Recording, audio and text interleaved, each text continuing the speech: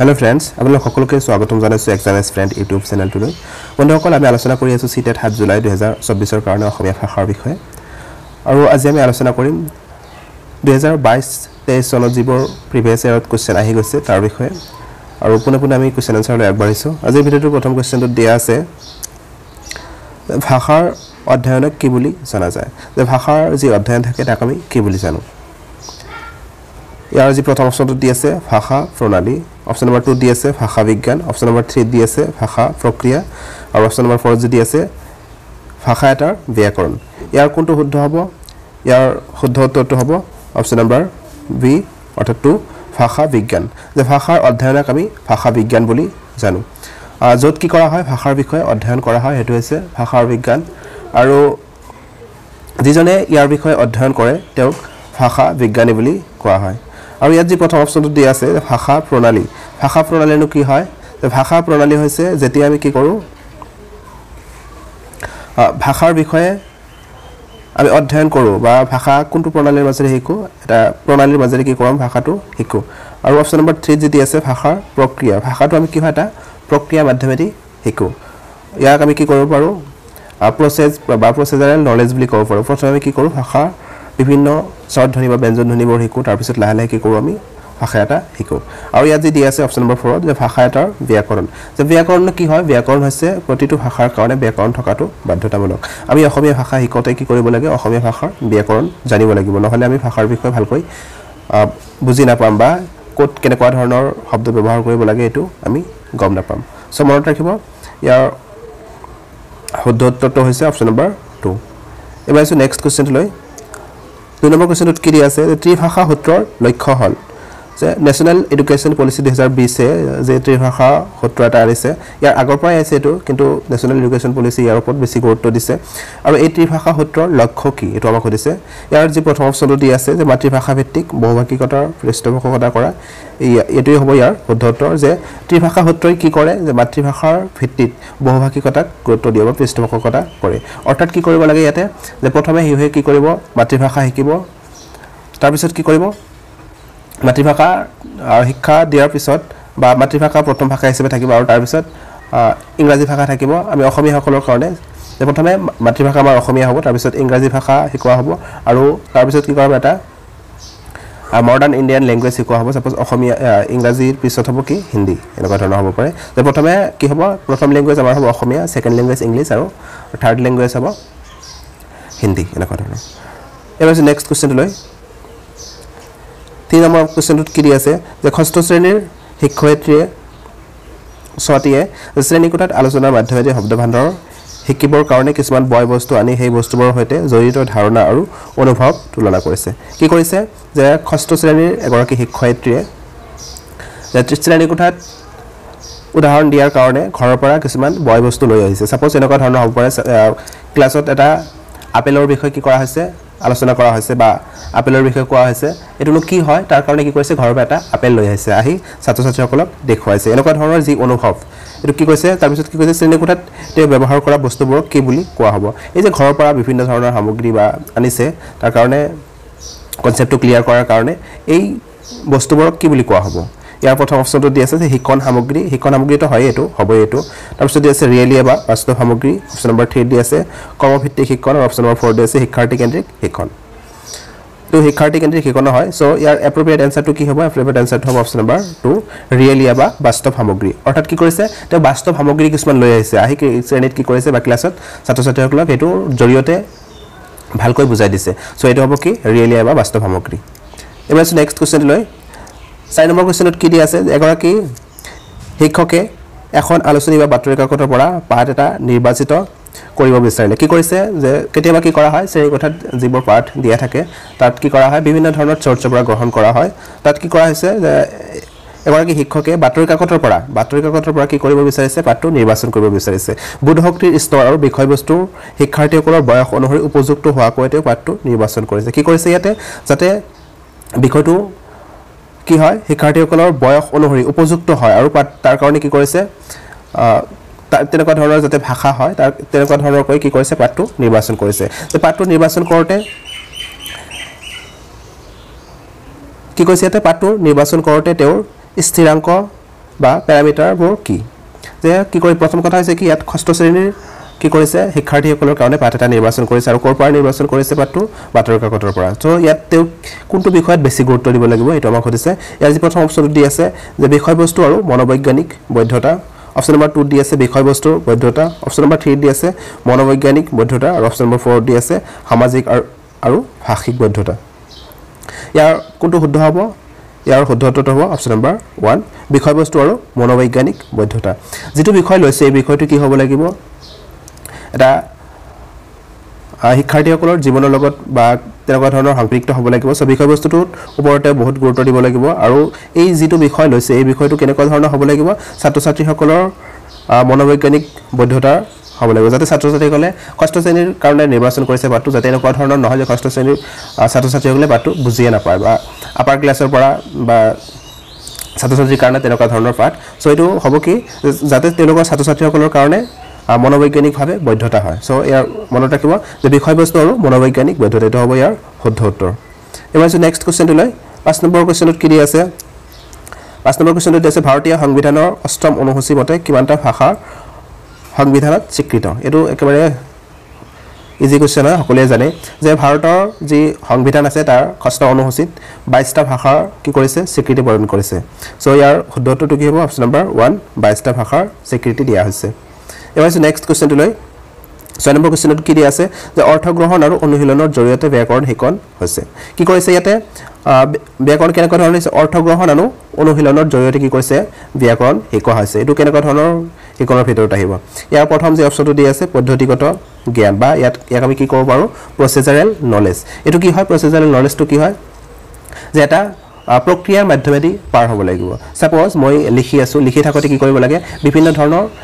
step পাৰ হ'ব লাগে প্ৰথমে তেওঁ ব্ৰেইনষ্টৰ্মিং হ'ব তাৰ পিছত তেওঁ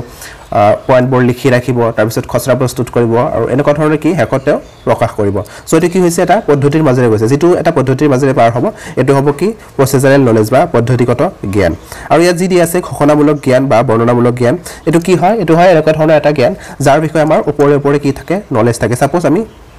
ব্যাকৰণ পঢ়িছো কোনো এটা ভাষাৰ বা কোনো এটা ভাষা আমি শিকিছো এনে জাস্ট কি কৰিছো ওপৰে তেও ভাষাটোৰ বিষয়ে নলেজ লৈছো এটো হ'ব কি ঘোষণামূলক জ্ঞান বা বৰ্ণনামূলক জ্ঞান যেটোৰ বিষয়ে আমি ওপৰে নলেজ লবা জ্ঞান ল এটো হ'ব আৰু অপচন নম্বৰ 3 দি আছে ভাষাৰ বিষয়ে জ্ঞান আৰু অপচন নম্বৰ 4 দি আছে ব্যাকৰণিক জ্ঞান ইয়াৰ কোনটো শুদ্ধ হ'ব ইয়াৰ প্ৰথম অপচনটো যি দিয়া আছে অপচন নম্বৰ 1 যে পদ্ধতিগত জ্ঞান এটো হ'ব ইয়াৰ শুদ্ধ উত্তৰ কি কৰিছে ইয়াত অৰ্থ গ্ৰহণ কৰিছে আৰু অনুশীলনৰ জৰিয়তে ব্যাকৰণ শিকিছে অকল ওপৰে শিকা নাই তেও গভীৰভাৱে কেনেকুৱা ধৰণৰ কোনটো শব্দই কেনেকুৱা ধৰণৰ অৰ্থ প্ৰকাশ কৰিছে তাৰ কি কৰিছে তেও চালি চাই গভীৰভাৱে অধ্যয়ন কৰিছে সো এটো হ'ব কি পদ্ধতিগত জ্ঞান বা প্ৰচেছাৰেল নলেজ এটা পদ্ধতিৰ মাজেৰে তেও পাৰ হৈছে এবাৰ নেক্সট কোৱেশ্চনটো লৈ 7 নম্বৰ কোৱেশ্চনত কি দি আছে যে পাঠ্যক্ৰমৰ মাজেৰে ভাষাৰ দৃষ্টিভংগী স্বীকাৰ কৰে যে পাঠ্যক্ৰমৰ মাজেৰে ভাষাৰ দৃষ্টিভংগী কি স্বীকাৰ কৰে এটো আমাক সুধিছে ইয়াৰ যে প্ৰথম অপচনটো দি আছে যে সকলো শিকনেই হৈছে ভাষা শিকন সকলো শিকনেই ভাষা শিকন হয় নেকি এটো প্ৰথম অপচনটো দি আছে দুই নম্বৰ অপচনটো কি দি আছে যে মূল বিষয়সমূহৰ শিকনত ভাষা এক বিশেষ ভূমিকা পালন কৰে অপচন নম্বৰ 3 দি আছে যে কোটা মূল বিষয় আৰু শিক্ষকে তেওঁৰ শ্ৰেণীকোঠাৰ ভাষাৰ কথা বিবেচনা কৰাৰ প্ৰয়োজন নাই আৰু অপচন নম্বৰ 4 যদি আছে যে বিদ্যালয়ত ভাষাতকৈ মূল বিষয়টো বেছি গুৰুত্ব দিয়ে বা গুৰুত্ব দিব লাগে সো ইয়াৰ শুদ্ধ উত্তৰ কোনটো হ'ব শুদ্ধ উত্তৰ হ'ব অপচন নম্বৰ 2 যে মূল বিষয়সমূহৰ শিকনত ভাষা এক বিশেষ ভূমিকা পালন কৰে যেতিয়া আমি কোনো এটা বিষয় শিকিম সে কি কৰিব ভাষাটোৱে বহুত গুৰুত্বপূৰ্ণ ভূমিকা এটা পালন কৰিব ভাষা নহলে আমি কোনো এটা বিষয় শিকিব নোৱাৰিম সাপোজ মই অকল ভাষাৰ কথাই কোৱা নাই সাপোজ মই সোশ্যাল সায়েন্সৰ কিবা এটা বস্তু শিকিছো এটো কাৰ জৰিয়তে শিকিম আমি ভাষাৰ জৰিয়তেহে শিকিব পাৰিম ভাষা নহলে আমি এটো শিকিব নোৱাৰিম সো হেই কাৰণে কি কৈছে যে মূল বিষয়বস্তুসমূহৰ শিকনত ভাষা এক গুৰুত্বপূৰ্ণ ভূমিকা পালন কৰে মনত ৰাখিব এবাৰ নেক্সট কোৱেশ্চনটো লৈ 8 নম্বৰ কোৱেশ্চনত কি দি আছে যে তলৰ কোনটো উক্তি ধাৰাবাহিক আৰু সৰ্বাত্মক মূল্যায়নৰ ক্ষেত্ৰত শুদ্ধ নহয় ইয়াত মেইন কথা মনত ৰাখিব কোনটো শুদ্ধ নহয় বুলি সুধিছে আমাক কেতিয়া আমি কি হয় পৰীক্ষাত কি হয় যে আমি নহয়টো চকুত নপৰে কোনটো হয় এটোই আমি টিক লগাই দি থৈ আহো সো মনত ৰাখিব এবাৰ কোনটো নহয় সুধিলে ভালকৈ মনোযোগেৰে চাব কোৱেশ্চনটো ইয়াৰ যে প্ৰথম অপচনত কি আছে শিক্ষাৰ্থী শিক্ষকসকলৰ পৰা ফিডবেক পায় এটো হয় ফিডবেক পাবই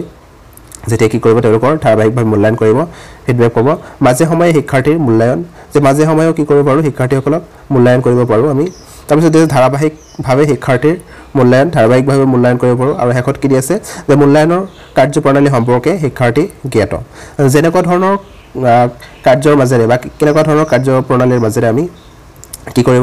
কৰোঁ যে শিক্ষাৰ্থীসকলৰ মূল্যায়ন কৰোঁ এই সম্পৰ্কে শিক্ষাৰ্থীসকলে জ্ঞাত হয় নেকি এইটো শিক্ষাৰ্থীসকল জ্ঞাত নহয় চ' আমাক এইটো নহয় সুধিছে ইয়াৰ নহয় উত্তৰটো হ'ব অপশ্যন নম্বৰ 4 বাকী যি তিনিটা দি আছে এই তিনিটাই কি হয়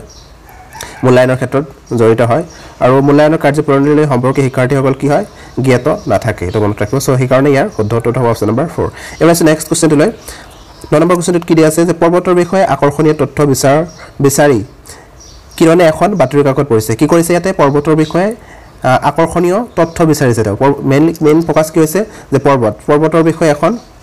কি কৰিছে তথ্য বিচাৰি তেওঁ বাতৰি কাকত এখন পঢ়িছে এই ধৰণৰ পঠনক কি বুলি কোৱা হ'ব এনেকুৱা ধৰণৰ যি পঠন আছে তাক কি বুলি কোৱা হ'ব পঠনৰ বিভিন্ন ভাগ আমি পাইছো যেনেকুৱা ধৰণৰ ইয়াত দি আছে যে হাৰ গ্ৰহণ বা স্কিমিংটো কি হয় স্কিমিংটো হয় যেতিয়া আমি কি কৰোঁ কোনো এটা পাঠৰ সৰ্বাত্মক ভাবে কি কৰোঁ আমি এটা হাৰ গ্ৰহণৰ কাৰণে বা মূল ভাৱ জানিবৰ কাৰণে কি কৰোঁ পাঠটো ওপৰে আমি পঢ়োঁ এটো হ'ব কি হাৰ গ্ৰহণ আৰু ইয়াত যদি আছে বীক্ষণ বা স্কেনিংটো কি হয় যেতিয়া আমি কোনো এটা বিষয় কি কৰোঁ বা সাপোজ মই কি কৰিছো এটা শব্দ বিচাৰি আছো পাঠ এটাৰ পৰা কি কৰিম মই পাঠটো ভালকৈ গভীৰভাৱে চাই কি কৰিম সেই পাৰ্টিকুলাৰ সেই শব্দটো হে কি কৰিম আমি বিচাৰি উলিয়াম এটো হ'ব কি স্কেনিং বা কি কৈছে ইয়াত কোনো এটা তথ্য বিচাৰি যেতিয়া আমি পঢ়িম এটোই হ'ব কি বীক্ষণ বা স্কেনিং তাৰ পিছত কি থাকে ইন্টেনসিভ ৰিডিং এক্সটেনসিভ ৰিডিং এবাৰ আমি পিছত লৈ আহিম সো ইয়াত কি কৈছে আমাৰ পৰ্বতৰ বিষয়ে আকৰ্ষণীয় তথ্য বিচাৰি কিৰণে এখন বাতৰি কাকত পঢ়িছে কি কৈছে বিচাৰিছে যে বাতৰি কাকতখনৰ পৰা পৰ্বতৰ বিষয়ে এখন আকৰ্ষণীয় তেওঁ তথ্য বিচাৰ কৰি পঢ়িছে সো ইয়াত কি হ'ব তেওঁ স্ক্যান কৰি চাব কোন পৰ্বতৰ বিষয়ে তেওঁ পাব হেতু কি কৰিব তেওঁ স্ক্যান কৰি চাব সো ইয়াত কি হ'ব ইয়াৰ উত্তৰটো হ'ব অপচন নম্বৰ 4 স্ক্যানিং বা বীক্ষণ এবাৰ নেক্সট কোৱেশ্চনটো লৈ 10 নম্বৰ কোৱেশ্চনটোত কি দিয়া আছে যে এটি শিশু দিল্লীৰ পৰা হায়দৰাবাদলৈ যায় আৰু তেওঁ সমনীয়াৰ বা ওচৰ চুবুৰীয়াৰ হৈতে কথোপকথনৰ জৰিয়তে তেলেগু ভাষা শিকে এটো কি বুলি কোৱা হ'ব যে ভাষা শিকন আৰু ভাষা অৰ্জন আমি দুটা পাইছো আগৰ ভিডিঅত আমি আলোচনা কৰিছো ভাষা শিকনৰ ভাষা অৰ্জনৰ বিষয়ে সো কি কৰিছে তেওঁ যেতিয়া তেওঁ ওচৰ চুবুৰীয়াৰ পৰা বা পৰিয়ালৰ পৰা ভাষা এটা শিকিব এটো ভাষা আহৰণ আৰু যেতিয়া তেওঁ বিদ্যালয়লৈ গৈ আন এটা ভাষা শিকিব এটো ভাষা কি হ'ব এটো ভাষা শিকন সো ইয়াত কি কৈছে তেওঁ এটি শিশুৱে কি কৈছে দিল্লীৰ পৰা হায়দৰাবাদলৈ গৈছে আৰু তেওঁ সমনীয়া আৰু ওচৰ চুবুৰীয়াসকলৰ হৈতে কথোপকথনৰ জৰিয়তে তেলেগু ভাষা শিকিছে এই তেলেগু ভাষাটো কি হ'ব শিশুজনৰ ভাষা শিকনৰ ভিতৰত পৰিব নে ভাষা আহৰণৰ ভিতৰত পৰিব নে ভাষা সংযোজন নে ভাষা প্ৰক্ৰিয়া ইয়াৰ শুদ্ধ উত্তৰ কোনটো হ'ব শুদ্ধ উত্তৰটো হ'ব অপচন নম্বৰ 2 তেওঁ কি কৰিছে ভাষাটো আহৰণে কৰিছে পৰিৱেশৰ পৰা আহৰণ কৰিছে তেওঁ কৰবাত বিদ্যালয়লৈ গৈ কি কৰা নাই এটো ভাষা শিকা নাই সো ইয়াৰ শুদ্ধ উত্তৰটো হ'ব অপচন নম্বৰ 2 ভাষা আহৰণ এবাৰ নেক্সট কোৱেশ্চনটো লৈ 11 নম্বৰ কোৱেশ্চনত কি দিয়া আছে যে কবিতা শিকনৰ বিষয়ে তলৰ কোনটো উক্তি শুদ্ধ কি কৰা হয় যেতিয়া ছাত্ৰ ছাত্ৰীসকলক কবিতা শিকোৱা হয় কবিতা শিকোৱাৰ মূল উদ্দেশ্যটো কি হয় এটা সুধিছে ইয়াৰ যি প্ৰথম অপচনটো দি আছে যে কবিতা হল ভাষা আহৰণৰ বাবে আৰু অপচন নম্বৰ 2 কি দি আছে যে কবিতা হল ব্যাকৰণ শিকনৰ বাবে আৰু অপচন নম্বৰ 3 দি আছে কবিতা হল ইয়াৰ গুণাগুণ উপলব্ধি আৰু আনন্দ উপভোগৰ বাবে অপচন নম্বৰ 4 দি আছে কবিতা হল জ্ঞান আহৰণৰ বাবে ইয়াৰ কোনটো শুদ্ধ হ'ব ইয়াৰ শুদ্ধ উত্তৰটো হ'ব অপচন নম্বৰ 3 যে মেইনলি কি কৰা হয় কবিতা কিহৰ কাৰণে শিকোৱা হয় বা পঢ়া হয় আনন্দ উপভোগৰ কাৰণে কি হয় মেইনলি কবিতা পঢ়া হয় আৰু ইয়াত কেনেকুৱা ধৰণৰ গুণাগুণ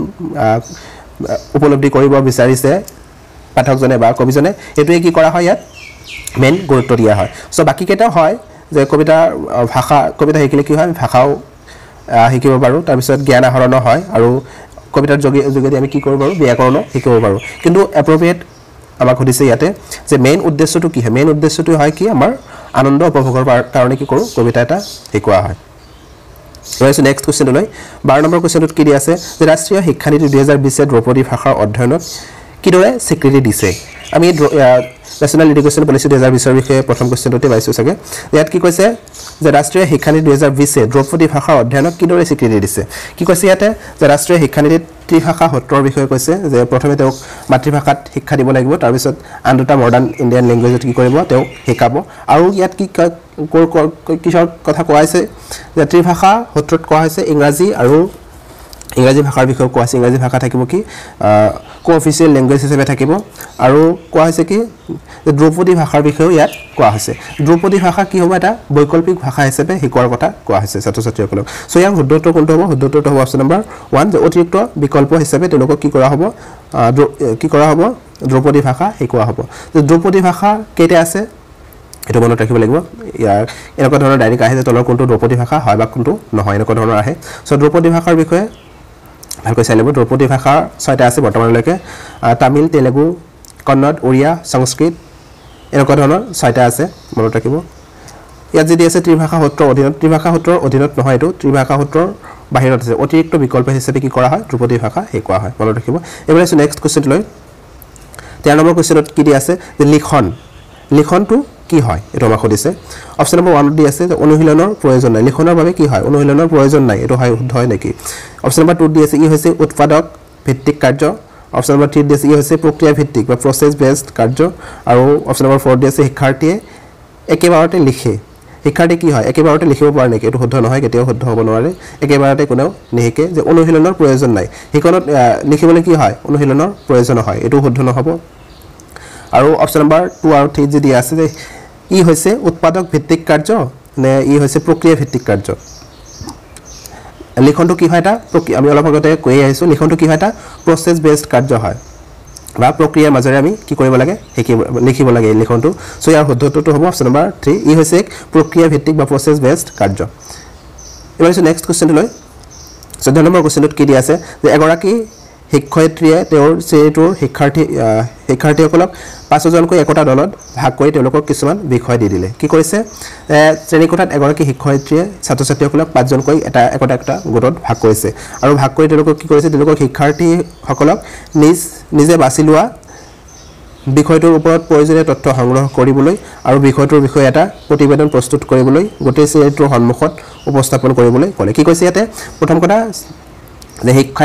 শিক্ষক বা শিক্ষয়িত্ৰীজনে কি কৰিছে ছাত্ৰ-ছাত্ৰীসকলক 5 জনকৈ একোটা গোটত ভাগ কৰিছে আৰু তেওঁলোকে একোটা কি কৰাইছে একোটা বিষয় দিয়া হৈছে যাতে তেওঁলোকে বিষয়বোৰ বাছি ল'ব পাৰে এনেকুৱা ধৰণৰ কি কৰা হৈছে বিষয়বোৰ দিয়া হৈছে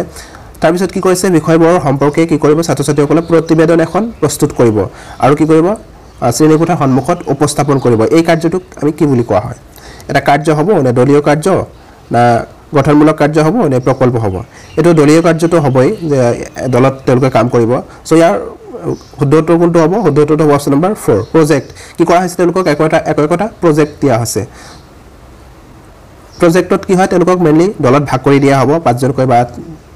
4 জনকৈ এনেকুৱা ধৰণৰ দলত ভাগ কৰি দিয়া হ'ব তাৰ পিছত কি কৰা হ'ব একোটা টপিক দিয়া হ'ব এই টপিকটোৰ বিষয়ে তেওঁলোকে কি কৰিব সাৰ্ভে কৰিব বা বিভিন্ন ডাঙৰৰ পৰা সুধিব তেনেকুৱা ধৰণে কি কৰিব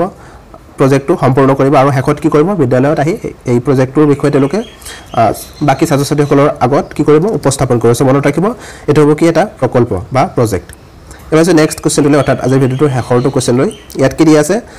নিপুণ ভাৰত কি নিপুণ ভাৰতৰ ফুল ফৰ্মটো ইয়াত দিছে কিন্তু ফুল ফৰ্মটো অসমীয়াতে দিয়া আছে ইংৰাজীত দিয়া নাই ইংৰাজীত থাকিলে অলপ সুবিধা হয় সো নিপুণৰ ফুল ফৰ্মটো কি হয় মনত ৰাখিব আপোনালোকে national initiative for proficiency in reading with understanding অৰ্থাৎ ইয়াত অসমীয়াত ক'লে কি হ'ব যে প্ৰাপ্তবয়স্ক সাক্ষৰতা আৰু সংখ্যাৰ প্ৰসাৰৰ বাবে ভাৰত চৰকাৰৰ এক কাৰ্যসূচী কি কৰা হৈছে ইয়াতে মেইনলি কিহত গুৰুত্ব দিয়া হয় যে নিপুণ ভাৰতত কিহত গুৰুত্ব দিয়া হয় যাতে ছাত্ৰ-ছাত্ৰীসকলে কি কৰিব পাৰে ভাষা শিকিব পাৰে আৰু গণিতত তেওঁলোকে গণিত ভালকৈ শিকিব পাৰে তাৰ কাৰণে কি কৰাইছে নিপুণ ভাৰত অনা হৈছে সো ইয়াত মনত ৰাখিব প্ৰথমত কি হয় যেতিয়া ছাত্ৰ-ছাত্ৰীসকলক অংগনবাড়ীত থাকে তেতিয়া কি হয় ছাত্ৰ-ছাত্ৰীসকলৰ যাতে দুটা বা তিনিটা আখৰ থকা সৰু শব্দ তেওঁলোকে কি কৰে চিনি পায় এনেকুৱা ধৰণৰ যাতে হয় এটো দিয়া হৈছে অংগনবাড়ীত আৰু তাৰ পিছত কি হ'ব তেওঁ যেতিয়া ক্লাছ 1ত যাব 1ত যোৱাৰ পিছত কি হ'ব যাতে তেওঁলোকে 4টা 5টা সৰল শব্দ অৰ্থসহ বুজি পায় যেতিয়া তেওঁলোকে ক্লাছ 1ত যাব যাতে কি হয় তেওঁলোকে 4টা বা 5টা শব্দ কি হয় অৰ্থসহ বুজি পায় এনেকুৱা ধৰণৰ হ'ব লাগিব তাৰ পিছত যেতিয়া ক্লাছ 2ত যাব 1 মিনিটত তেওঁলোকে 45ৰ পৰা 60টাৰ ভিতৰত কি কৰিব লাগিব শব্দ অৰ্থ বুজি উচ্চাৰণ কৰিব লাগিব এটো হৈছে কি ক্লাছ 2 আৰু যেতিয়া ক্লাছ 3 লৈকে যাব তেতিয়া কি কৰিব কমসে কম 1 মিনিটত তেওঁলোকে যাতে 60টা শব্দ অৰ্থসহ উচ্চাৰণ কৰিব পাৰে এটো হ'ব ক্লাছ 3 এনেকুৱা ধৰণৰ কোৱেশ্চন হয় যে ক্লাছ 3 মানে কেনেকুৱা ধৰণৰ ভাষা ছাত্ৰ-ছাত্ৰীসকলে জানিব বা শিকিব এটো এনেকুৱা ধৰণৰ কোৱেশ্চন হয় মনত ৰাখিব যে নিপুণ ভাৰত কি হয় ফুল ফৰ্মটো মনত ৰাখিব আৰু কোনটো ক্লাছত কেনেকুৱা ধৰণৰ শিকিব লাগে ভাষাটো এটোৰ বিষয়ে মনত ৰাখিব যে national initiative for proficiency in reading with understanding মনত ৰাখিব সো বন্ধুসকল আজি ভিডিওটোতে 15টা কোৱেশ্চন আলোচনা কৰিলো যদি ভিডিওটো ভাল পায় লাইক শেয়াৰ কৰিব আৰু এতিয়াও যদি আমাৰ চেনেলটো সাবস্ক্ৰাইব কৰা নাই সাবস্ক্ৰাইব কৰি কাষত থকা বেল আইকনটো দবাই ৰাখিব আগন্তুক এনেকুৱা ধৰণৰ ভিডিও পাই থাকিবলৈ সো আজিৰ ভিডিওটো পৰা বিদায় লৈছো ভিডিওটো শেষ কৰিছো বাবে ধন্যবাদ